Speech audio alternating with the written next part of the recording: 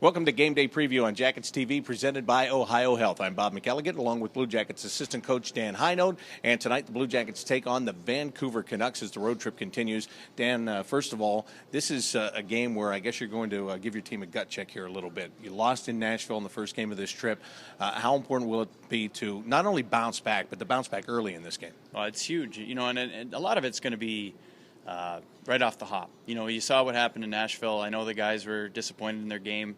And, for the most part, you're going to get the same effort out of Vancouver. They come out in this barn flying, and, they've done really well on the road. Now they're coming home with momentum. We're going to see a tough team, but our guys are going to be ready for that.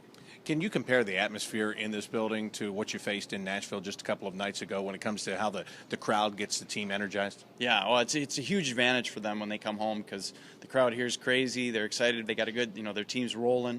Playoffs are right around the corner, and so, you can feel it in the air. It's going to be fun. You did get a chance to get a practice day in, though, all-important practice days at this point, and again, focusing a lot on the special teams play. Yeah, that seems to be the biggest thing for us for the most part. Our penalty kill's been okay, and then our power play, if we can get goals from that, we'd give ourselves a chance to win. And so every day you get a chance to practice it because they're rare, you have to. And so today was good. Today was good for that.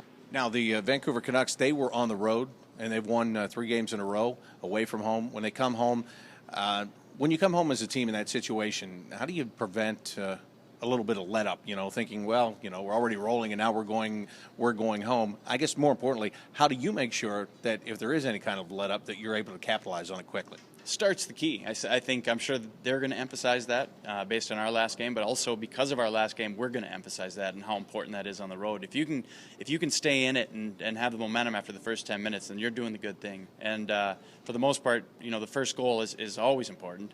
But for me, it's more about how you play in the first period. If you're lackluster and you got no energy, you can't make it up in the last 2 periods. It's just too hard. In today's game, especially with every game being a playoff game now, with the race being as tight as it is, your starts are key. Now, you're one of the guys that has to do with the penalty kill on this team, which has been extremely good. Against Vancouver, when they get the talent out there that they can put out there, do you have to pressure the Sedins especially? Yeah, I wish there was a formula on how to stop them because they are that good.